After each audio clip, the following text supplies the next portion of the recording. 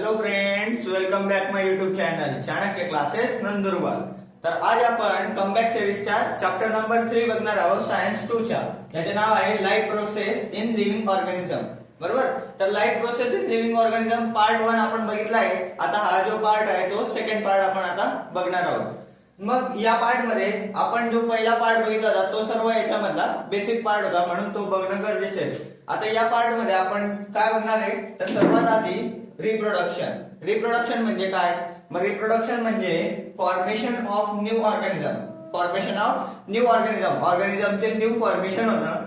कशाची? Same species by early existing organism, म्हणजे आधी जे स्पेसिस आहेत त्यांच्याकडून नवीन फॉर्मेशन होतं, त्यांच्यासारख्याच स्पेसिसच्या सिमिलर स्पेसिसच्या काय होतंय, फॉर्मेशन होतंय, त्याला आपण काय म्हणतो, रिप्रोडक्शन। रिप्रोडक्शनची डेफिनेशन समजली? मग काय reproduction? The formation of the formation of new organism by same species by early existing organism, म्हणजे पहिलेच्या काळामध्ये, म्हणजे पहिले जे इयरली एक्झिस्टिंग जी स्पेसिस आहे त्यांच्याकडून फॉर्मेशन होतं न्यू ऑर्गॅनिझमच्या, त्याला आपण काय म्हणतो, रिप्रोडक्शन। काय म्हणतो? रिप्रोडक्शन। बरोबर, मग रिप्रोडक्शनचे दोन पार्ट्स असतात। फर्स्ट पार्ट म्हणजे काय, असेक्सुअल रिप्रोडक्शन, आणि सेकंड पार्ट म्हणजे काय, सेक्सुअल रिप्रोडक्शन। दोन पार्ट असतात रिप्रोडक्शनचे, पहिलं म्हणजे असेक्सुअल रिप्रोडक्शन आणि दुसरं म्हणजे सेक्सुअल रिप्रोडक्शन। मग असेक्सुअल रिप्रोडक्शन मध्ये आपण बघणार आहोत formation of new organism. Asexual reproduction म्हणजे काय, तर फॉर्मेशन ऑफ न्यू ऑर्गॅनिझम, ऑर्गॅनिझमचं फॉर्मेशन तर होतंय, बट इकडे काय आहे, विदाउट इन्व्हॉल्वमेंट ऑफ गॅमेट। इकडे इन्व्हॉल्वमेंट नसेल, कसलं, गॅमेटचं। या ठिकाणी गॅमेटचं इन्व्हॉल्वमेंट नसतं, म्हणजे without involvement of gamete is called as काय, असेक्सुअल रिप्रोडक्शन। काय asexual reproduction? The formation of new organism by without involvement of gamete, the formation of new organism without involvement of gamete, कसं, तर is called as काय म्हणतात त्याला, asexual reproduction. बरोबर, मग याच्यामध्ये आता आपण काय लिहू शकतो, asexual reproduction is a uniparental reproduction, म्हणजे याच्यामध्ये ओनली वन पॅरेंट असतील। किती पॅरेंट असतील? ओनली वन पॅरेंट असतील, आणि ते काय करतील, फॉर्मेशन करतील। काय करतील? फॉर्मेशन करतील। काय करतील? फॉर्मेशन करतील न्यू स्पेसिसचं, न्यू ऑर्गॅनिझमचं। काय करतील? न्यू ऑर्गॅनिझमचं ते फॉर्मेशन करतील। कोण करतील? तर एकच पॅरेंट करेल। बरोबर, formation of new organism by without involvement of gamete. तिकडे गॅमेटचे इन्व्हॉल्वमेंट होत नाही, कारण काय आहे, ओनली वन, काय आहे, ओनली वन युनिपॅरेंटल आहे, तो ओनली वन पॅरेंट आहे, आणि त्याला आपण काय म्हणतो, without involvement of gamete is called as asexual reproduction. त्याला आपण असेक्सुअल रिप्रोडक्शन असं म्हणतो। नेक्स्ट पार्ट जो आहे आपला तो म्हणजे asexual reproduction in unicellular organism. आता जे आपण असेक्सुअल रिप्रोडक्शन बघितलं, काय asexual reproduction? The formation of new organism by without involvement of gamete. बरोबर, ते एक युनिपॅरेंटल आहे, इन्व्हॉल्वमेंट ऑफ गॅमेट होत नाही। आता ही जी प्रोसेस आहे ती आपल्याला कशामध्ये बघायची आहे, unicellular organism. What is mean by unicellular organism? The unicellular organism is one cell, only one cell organism, only one cell organism. फक्त एक सेलचा जो ऑर्गॅनिझम असेल, एक सेलने बनलेला, लाईक अमिबा, तर हे काय करतील, त्याच्यामध्ये आता काय होणार आहे, असेक्सुअल रिप्रोडक्शन होणार आहे। ते कशा प्रकारे होतं, कोणकोणत्या प्रोसेस तिकडे होतात, ते आता आपल्याला याच्यामधून समजायचं आहे। पहिलं जे आहे, पहिली process is non as binary fission. आता बायनरी फिजन म्हणजे काय, तर पॅरेंट सेल काय होईल, इकडे पॅरेंट सेल डिवाइड होईल। जी पॅरेंट सेल होती आधी ती काय होईल, इकडे डिवाइड होईल, आणि काय बनेल, टू सिमिलर डॉटर सेल। काय बनेल, the parent cell is divided into two similar daughter cell, म्हणजे एक पॅरेंट सेल असेल तर ती काय होईल, दोन पार्ट मध्ये डिवाइड होऊन जाईल, आणि तिच्यासारखे दोन डॉटर सेल तिकडे फॉर्म करेल। बघा इकडे ही एक पॅरेंट सेल आहे, आपण अमिबा लिहूया, लाईक अमिबा। तर हे काय करतं, बायनरी फिजन करतं। बायनरी फिजन म्हणजे काय, याला दोन तुकडे मध्ये डिवाइड करतं। मग त्याला आपण जेव्हा डिवाइड केलं, म्हणजे डिवाइड केला तो, आणि त्याने काय केलं, पॅरेंट सेल पासून दोन डॉटर सेल फॉर्म केल्या, आणि याला आपण काय म्हणतो, बायनरी। बायनरी मीन्स दोन, fission means breakdown, fission means breakdown. बरोबर, तर बायनरी फिजन म्हणजे काय, दोन पार्ट मध्ये काय केलं त्याने, डिवाइड केलं, त्याला आपण काय म्हणतो, बायनरी फिजन। समजलं? मग एक्झाम्पल म्हणून आपण काय लिहू शकतो, अमिबा लिहू शकतो, पॅरामोशियम लिहू शकतो, जे युनिसेल्युलर आहेत आणि जे बायनरी फिजन आपल्याला परफॉर्म करतात. लाईक बायनरी फिजन काय आहे? The parent cell is divided into two similar daughter cell. The parent cell is divided into two similar daughter cell is known as काय म्हणतात त्याला, binary fission. Right. Next part आहे आपला तो म्हणजे काय, आता मल्टिपल फिजन. बायनरी म्हणजे काय, आता दोन. आता इकडे मल्टिपल म्हणजे अनेक फिजन होतील. फिजन म्हणजे ब्रेकडाऊन, बरोबर. आता इकडे अनेक मेनी काय होईल, ब्रेकडाऊन्स होतील. कसले, तर त्यांचे जे डिवाइड होतील आणि मेनी डिवायडेशन होईल त्याच्यामध्ये, आणि तिकडे काय फॉर्म होईल, मल्टिपल फिजन तिकडे फॉर्म होईल. काय फॉर्म होईल, मल्टिपल फिजन तिकडे फॉर्म होईल. मग इकडे काय होतं, तर पॅरेंट सेल जी आहे, एक पॅरेंट सेल काय करते, ती राऊंड, ती स्वतःला काय करून घेते, राऊंड करून घेते आणि एक प्रोटेक्टिव्ह शेल तिकडे वापरून घेते, एक प्रोटेक्टिव्ह कव्हरिंग तिकडे वापरून घेते. ती स्वतःला काय करते, राऊंड करून घेते आणि तिच्या आउटरला काय करते, ती एक प्रोटेक्टिव्ह लेअर सारखा ते फॉर्म करते आणि प्रोटेक्टिव्ह लेअर वापरून inside many nuclear are formed, म्हणजे ती आउटर कव्हरिंग फॉर्म करून घेते आणि मध्ये अनेक न्यूक्लियाय तिकडे फॉर्म करते. इकडे बघा, ही एक आउटर कव्हरिंग त्यांनी फॉर्म करून घेतली एक प्रकारे आणि मध्ये अनेक न्यूक्लियर त्यांनी फॉर्म केलेले आहेत.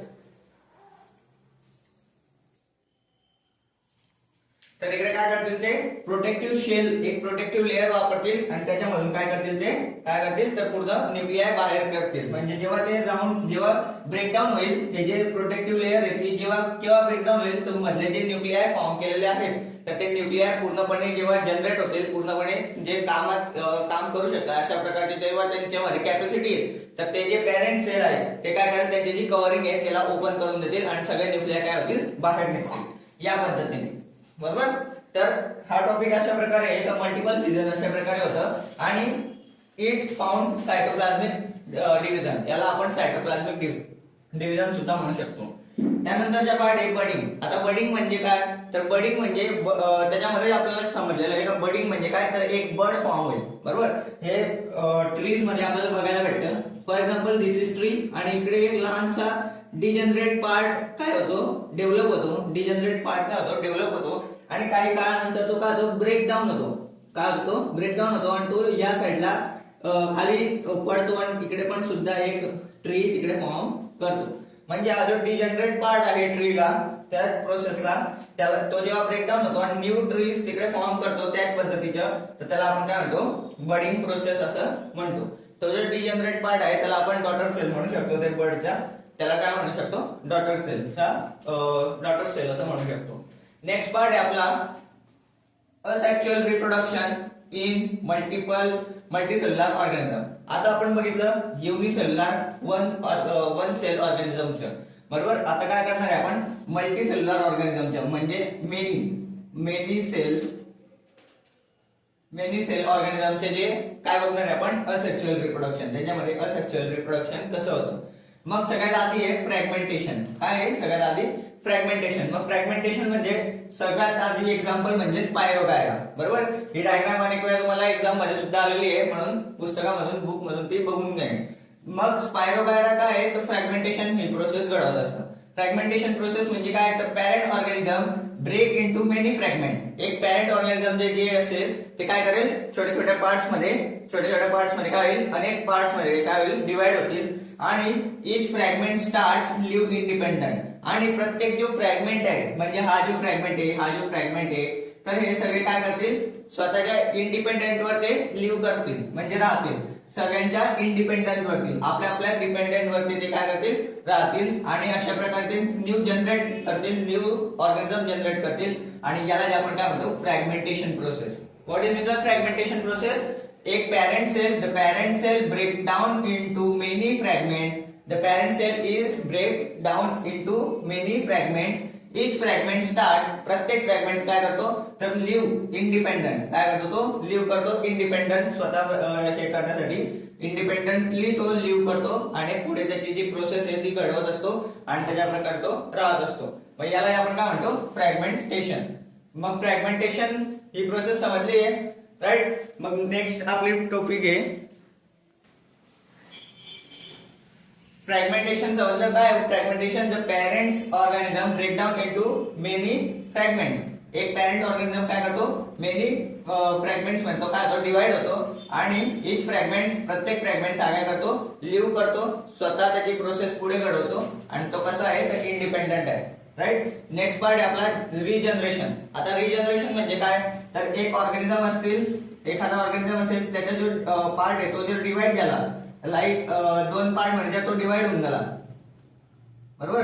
तर हा जो ऑर्गॅनिझम आहे दोन पार्ट मध्ये जेव्हा डिवाइड झाला तर हा पार्ट सुद्धा वरच्या पार्ट जनरेट करेल आणि हा पार्ट सुद्धा खालच्या पार्ट जनरेट करेल. म्हणजे वेगवेगळे दोन ऑर्गॅनिझम तिकडे प्रोड्यूस होतील. म्हणजे फॉर एक्झाम्पल हा एक पार्ट होता आणि हा एक पार्ट होता, बरोबर.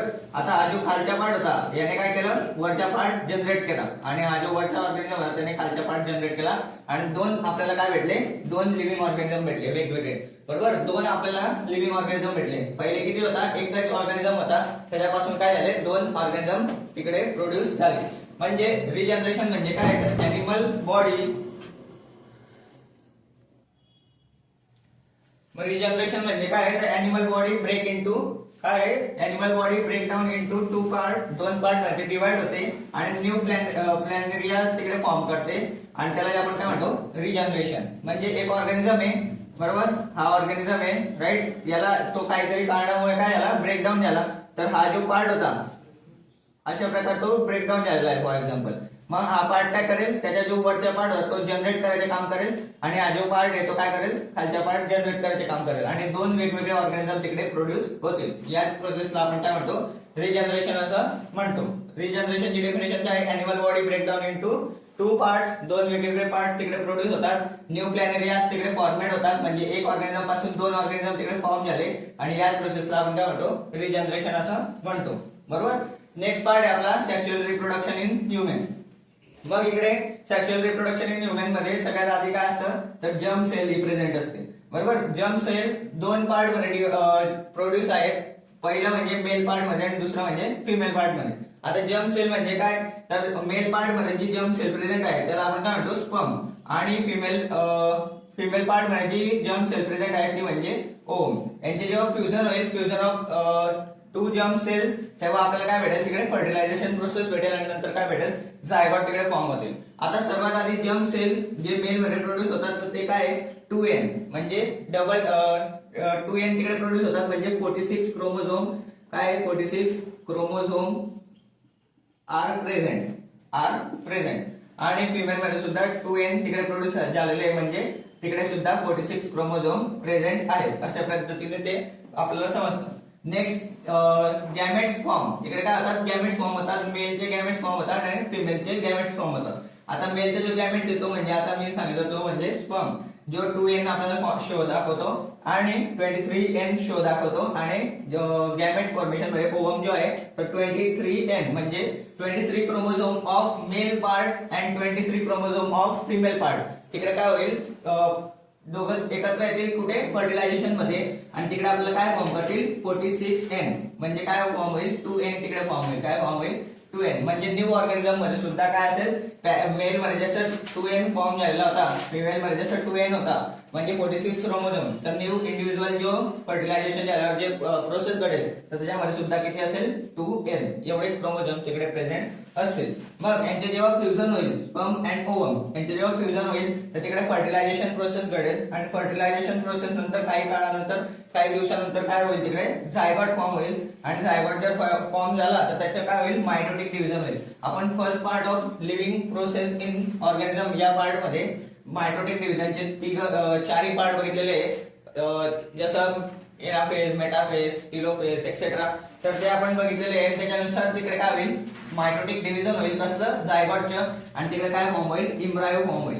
इम्ब्रायो फॉर्म झाला की काही काळानंतर तिकडे न्यू इंडिव्हिज्युअल लाईक दिस असा न्यू इंडिव्हिज्युअल तिकडे प्रोड्यूस होईल आणि याला आपण काय म्हणतो, सेक्शुअल रिप्रोडक्शन इन ह्युमन. आता मेल पार्ट म्हणजे जर्म सेल आहे, मेल पार्ट म्हणजे जर्म सेल आहे, जे स्पर्म आहे तर ते काय आहे, एक्स आणि वाय अशा पद्धतीचे असतात आणि फिमेल मध्ये एक्स अशा पद्धतीचे असतात. जेव्हा हा पार्ट मेलचा एक्स पार्ट आणि फिमेलचा एक्स पार्ट फर्टिलायझेशन होतं तर तिकडे काय फॉर्म होतं, गर्ल फॉर्म होते. आणि जेव्हा मेलच्या वाय पार्ट आणि फिमेलच्या एक्स पार्ट म्हणजे एक्स अँड वाय जेव्हा फॉर्म होतात तर तिकडे बॉय फॉर्म होतो. अशा पद्धतीने तिकडे जे रिप्रोडक्शन आहे इन ह्युमन अशा पद्धतीने होत असतं आणि न्यू इंडिव्हिज्युअल तिकडे फॉर्म होतात. नेक्स्ट पार्ट आहे आपल्या जो म्हणजे सेक्शुअल रिप्रोडक्शन इन प्लांट. आता प्लांट मध्ये सेक्शुअल रिप्रोडक्शन कसं होतं आणि तिकडे कशा पद्धतीने ते फ्लावर्स वगैरे किंवा फ्रुट्स वगैरे कसे प्रोड्यूस होतात हे आता आपल्याला समजायचे. मग सेक्शुअल रिप्रोडक्शन इन प्लांट मध्ये सर्वात आधी ही डायग्राम आपल्याला काढता यायला पाहिजे. बघा डायग्राम कशी काढायची आहे, सिंपल आहे.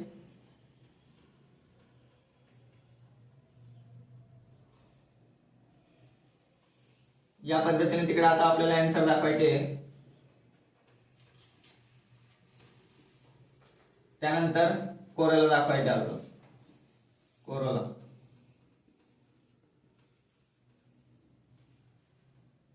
आणि इकडे ओरी दाखवायची.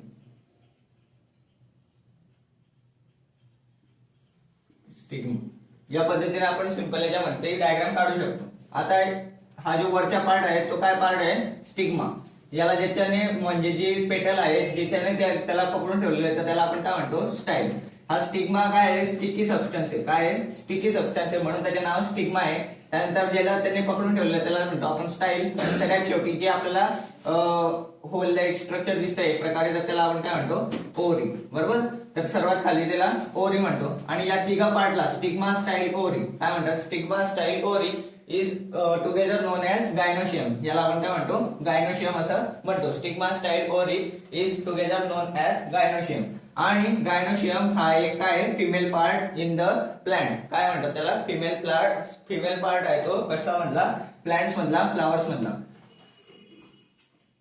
फ्लावर्स मधला काय तो एक फिमेल पार्ट आहे. कोण कोण आहे, स्टिग्मा, स्टाईल, ओरी. स्टिग्मा, स्टाईल, ओरी याला आपण काय म्हणतो, female part of the flower. याला दुसरं नाव काय आहे, गायनोशियम. जेव्हा आपण ते एकत्र बघू तर त्याला आपण गायनोशियम असं म्हणतो. नेक्स्ट पार्ट आहे menstrual cycle. Female reproductive system undergoes some changes. काय प्युबर्टीच्या वेळेस काहीतरी चेंजेस येतात. Those changes repeat at interval. एक फिक्स इंटरवल नंतर ते परत ते चेंजेस होत असतात 28 to 30 डेज मध्ये. आणि ते रिपीटिव्ह चेंजेस त्याला आपण मेन्स्ट्रुअल सायकल असं म्हणतो. This cycle control by 4 hormones. ही जी सायकल आहे ती 4 हार्मोन्स कंट्रोल करतात. पहिलं FSH म्हणजे फोलिकल स्टिम्युलेटिंग हार्मोन. नंतर लिटिनायझिंग हार्मोन LH आणि इस्ट्रोजन आणि प्रोजेस्टेरॉन. अशा प्रकारे 4 हार्मोन्स जे आहेत तर ते तिकडे काय करतात, त्याला कंट्रोल करतात. लास्ट पार्ट आहे चॅप्टरचा तो म्हणजे सरोगसी. सरोगसी एक प्रोसेस आहे जी न्यू ऑर्गॅनिझम प्रोड्यूस करायला इम्प्लांटेशन साठी उपयोगात येते. सम वुमेन ज्यांना प्रॉब्लेम असतात कशामध्ये, इम्प्लांटेशन ऑफ एम्ब्रायो. हे जे एम्ब्रायो इकडे फॉर्म होत आहे जेव्हा फर्टिलायझेशन होतं त्यानंतर तर ते फॉर्म झाल्यावर त्याचे जे इम्प्लांटेशन आहे त्याच्यासाठी जेव्हा काही प्रॉब्लेम येत असेल